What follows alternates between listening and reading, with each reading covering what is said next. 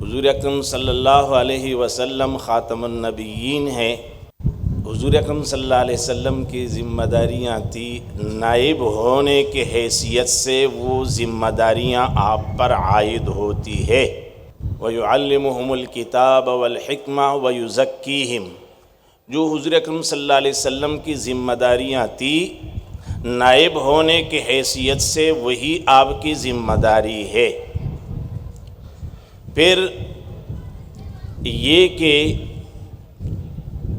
العلماء مصابیح هذه الامہ، علماء اس امت کے چراغ ہے۔ آپ حضرات نے جلنا ہوگا، ماحول روشن ہوگا۔ آپ پگھلیں گے، ماحول میں روشنی پھیلے گی، اور اگر آپ نے جلنا چھوڑ دیا، پگھلنا چھوڑ دیا تو ماحول میں اندھیرا ہی رہے گا، ماحول میں اندھیرا ہی رہے گا۔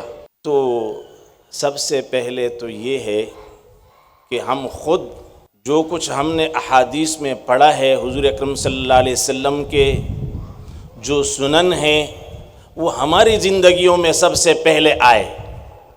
فضلاء کرام آپ سے مخاطب ہوں کہ سب سے پہلے ہماری زندگیوں میں حضور کی سنتیں آئے، اور پھر اس کے بعد ہم اس کے داعی بنے، خود عمل کرے، عمل کرنے کے بعد دوسروں کو دعوت دے۔ ہماری اور آپ کی یہ ذمہ داری ہے کہ بھئی دیکھو، فراغت کے بعد کسی کو مسجد ملے گی، کسی کو مدرسے میں تدریس ملے گی، کسی کو عوام میں جانا ہوگا، کہیں کمپنی میں ملازمت کرنی ہوگی، کہیں دکان پر بیٹھنا ہوگا، کہیں تجارت کرنا ہوگا۔ یہ سب ہماری ذمہ داریاں ہیں، لیکن عالم کی مثال پانی کی طرح ہے۔ جیسے پانی ہر کسی کا پیاس بجھاتا ہے، اسی طریقے سے ہم جس ماحول میں جائے، جس معاشرے میں جائے، آج دنیا میں سب پیاسے ہیں، تاجر پیاسے ہیں، ملازمین پیاسے ہیں، محلے والے مسجد میں وہ پیاسے ہیں، ہر جگہ پیاس۔ ان کا پیاس بجھانا علماء کی ذمہ داری ہے۔ علماء جو ہے وہ پانی کی طرح ہے، اور پانی جس زمین پر برسے وہ زمین سرسبز اور شاداب ہوتی ہے۔ عالم جس جگہ پہ پہنچ جائے تو وہ جگہ جو ہے سرسبز اور شاداب ہونی چاہیے قرآن اور سنت کے نور سے۔ پھر دیکھو، پانی کی خاصیت یہ ہے کہ سونے کے گلاس میں ہو یا چاندی کے گلاس میں ہو یا پیتل اور سلور کے گلاس میں ہو یا مٹی کے گلاس میں ہو، پانی اپنا رنگ نہیں چھوڑتا۔ پانی کا جو رنگ ہوتا ہے، چاہے جس گلاس میں جس برتن میں اس کو ڈال دو، یہ اپنا رنگ چھوڑتا نہیں ہے۔ عالم کا کام یہ ہے کہ وہ جس ماحول میں جائے اپنا کام، اپنا رنگ نہ چھوڑے۔ آپ تجارت کرے، بے شک کرے، لیکن علم کا جو رنگ آپ پر چڑھا ہوا ہے وہ آپ نہ چھوڑے۔ آپ کالج میں جائے، یونیورسٹی میں جائے، اسکول میں جائے، ٹیچر بن جائے، پروفیسر بن جائے، لیکن اپنا رنگ نہ چھوڑے۔ آپ ملازم بن جائے کسی فیکٹری میں، کوئی مسئلہ نہیں، لیکن رنگ نہ چھوڑے اپنا۔ جو رنگ آپ یہاں سے لے کر جا رہے ہیں، 8-10 سال اساتذہ نے آپ پر محنت کی ہے، اور جو رنگ آپ پر چڑھا ہے اس رنگ کو چھوڑنا نہیں ہے۔ معاشرے سے متاثر ہونا نہیں ہے، معاشرے کو متاثر کرنا ہے۔ تو عرض یہ کرنا ہے کہ آپ جہاں بھی جائے، لوگوں کو ضرورت ہے آپ کی۔ آج اخلاق کا بگاڑ ہے، اور معاشرے کا بگاڑ ہے، ہر قسم کی بے حیائی، بے دینی، سب کچھ پھیلا ہوا ہے۔ آپ نے سب کچھ دیکھنا ہے، سمجھنا ہے۔ من لم یعرف اہل زمانہ فہو جاہل، جو اپنے زمانے کے لوگوں کو نہ جانے وہ جاہل ہے۔ زمانے کے لوگوں سے جاننے کا مطلب یہ نہیں کہ آپ زید عمر بکر کو جانیں، بلکہ آپ لوگوں کے افکار، لوگوں کے نظریات، لوگوں کے سوچ، لوگوں کا اٹھنا بیٹھنا، یہ آپ جو ہے سمجھے۔ پھر اس کے بعد سمجھنے کے بعد ان کی اصلاح کی جو کوشش ہے آپ وہ کریں۔ جتنا زمانہ گزرتا جا رہا ہے لوگ ترقی کرتے ہیں، ٹیکنالوجی کی ترقی ہوتی ہے، دوسری ترقی ہوتی ہے، جتنی ترقی زیادہ ہوتی ہے اتنے مسائل پیدا ہوتے ہیں، اور ان مسائل کا حل علماء کے پاس ہے۔ پہلے اتنی ٹیکنالوجی نہیں تھی، جدید مسائل نہیں تھے، اب جدید مسائل آ رہے۔ حضرت شاہ اشرف علی تھانوی رحمہ اللہ کے زمانے میں لاؤڈ اسپیکر کا مسئلہ آیا، لاؤڈ اسپیکر پر نماز پڑھنا کیسا ہے کیسا نہیں ہے۔ جیسے جیسے مسائل آتے ہیں، یہ لاؤڈ اسپیکر ہے، یہ ویڈیو ہے، یہ دوسرے ہے، یہ تیسرے چیزیں ہیں، یہ جدید مسائل، یہ حل کرنا علماء کا کام ہے۔ اور علماء کب اس کو حل کریں گے؟ کہ جب وہ اس کو جانتے ہوں گے۔ تو آپ حضرات کی یہ سب ذمہ داریاں ہیں، جو مسجد کا امام بنے تو یہ نہیں بھئی پیٹ کے لیے کمانا، یہ تو 8-10 سال کے جو ہے وہ عام لوگ بھی پیٹ پالنے کے لیے کچھ کرتے ہیں، آپ بھی صرف پیٹ کا نظریہ ہو اور پیٹ پالنا ہو تو پھر تو آپ 8-10 سال ضائع ہے۔ آپ وارث انبیاء ہے، نبی کی وراثت ہے، اور نبی نے ایک غم، ایک درد اس کے سینے میں تھا، تو وہی غم اور درد آپ کے سینے میں ہونا چاہیے۔ آپ محلے کے امام ہو پھر وہی درد ہونا چاہیے، آپ کسی مدرسے میں مدرس ہو پھر وہی درد ہونا چاہیے کہ لوگوں کی اصلاح کیسے ہو، لوگ اعمال پر کیسے آ جائے، لوگ اتباع سنت پر کیسے آ جائے، یہ آپ کی فکر ہونی چاہیے۔ اور پھر یہ نہیں کہ صرف نماز کے حد تک، تدریس کے حد تک بات ختم، بلکہ لوگوں کی اصلاح کے لیے آپ محلے میں امام ہیں، قرآن کا درس، حدیث کا درس، مسائل کا درس، اور اس کے ساتھ ساتھ محلے کے جو معاملات ہے، جو جھگڑے ہے، جو اختلافات ہے، ان سب میں آپ نے حصہ لینا ہے، لوگوں کے غمی میں، لوگوں کے خوشیوں میں شرکت کرنی ہے، لوگوں کے ساتھ اٹھنا بیٹھنا ہے، لوگوں کے مزاج کو سمجھنا ہے، اور پھر اس مزاج کے موافق ان کی اصلاح کرنی ہے، مزاج کے موافق ان کی پھر اصلاح کرنی ہے۔ یہ ہماری ذمہ داری ہے۔ آج ہم نے اپنی ذمہ داریوں کو چھوڑ دیا، امت بھٹک رہی ہے۔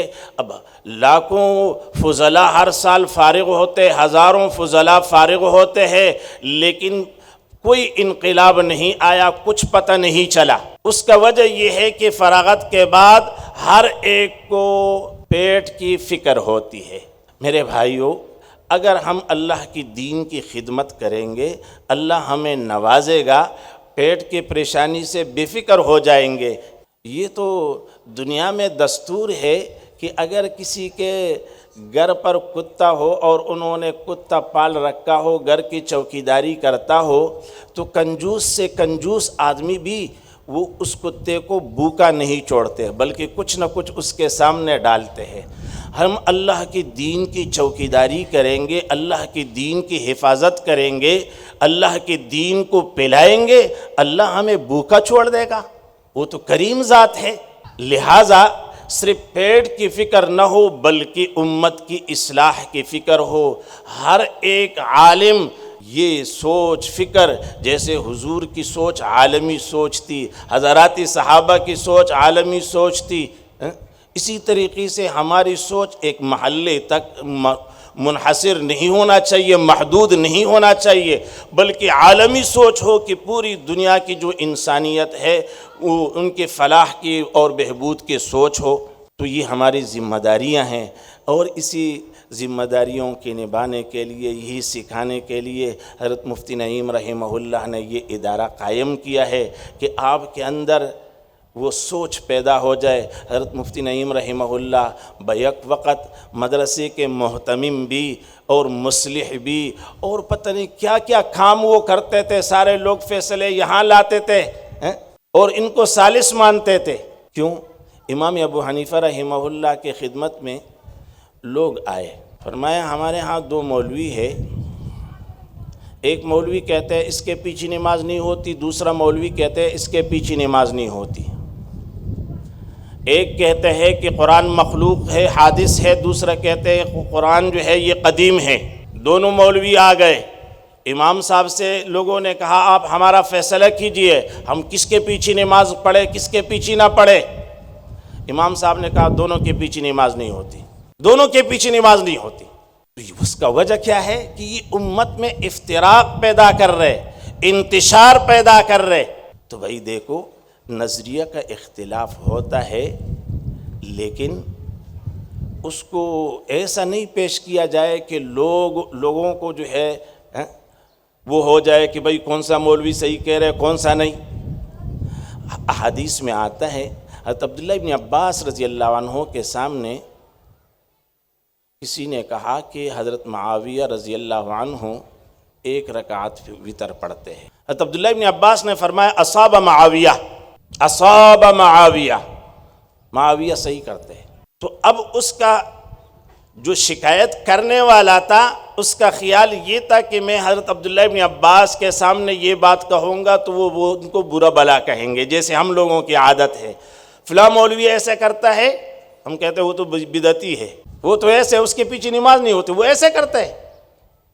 حضرت عبداللہ ابن عباس نے فرمایا اصاب معاویہ۔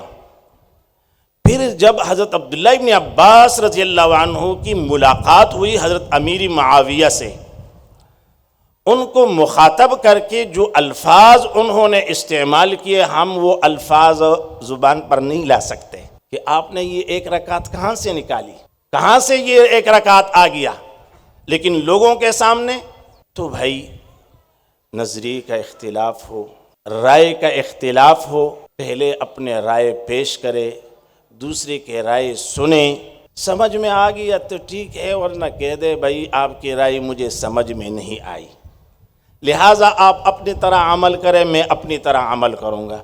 اس میں لڑنی جھگڑنی والی بات نہیں ہے۔ پھر آگے علماء متفق رہے، متحد رہے، جو باطل قوتیں ہیں اس کا مقابلہ کرے، جو باطل نظریات ہیں ان کا مقابلہ کرے۔ لوگ بی دین ہو رہے ہیں، لوگ اسلام چھوڑ رہے، لوگ کلمہ چھوڑ رہے، ان کی فکر کرے، لوگ الحاد اور بی دینی میں مبتلا ہو رہے، ان کی اصلاح کرے۔ آپس میں لڑنے کے بجائے قوم کی اصلاح کی طرف جو ہے وہ توجہ دی جائے کہ قوم جو ہے آج کل بے دینی کالجوں میں، یونیورسٹیوں میں، بہت عام لوگوں میں قرآن و حدیث، قبر، حشر، نشر، جنت، جہنم یہ ایک افسانہ ہے، اس کا انکار کرتے ہیں، اللہ کے وجود کا انکار کرتے ہیں، اللہ کے وجود کو نہیں مان رہے، اور یہاں ہم لڑے کہ بھائی امین بالجہر ہونا چاہیے یا بالسر ہونا چاہیے، لوگ کلمہ چھوڑ رہے، بے دین ہو رہے، اور ہمارا جو ہے اختلاف دعا ہے نہیں ہے، مردے سنتے ہیں نہیں سنتے، اور لوگ جو ہے بغیر کلمہ کے جو ہے وہ جا رہے۔ تو ہماری یہ ذمہ داری ہے کہ ہم امت کو اجتماعیت کا سبق دے، اتحاد کا سبق دے، اتفاق کا سبق دے۔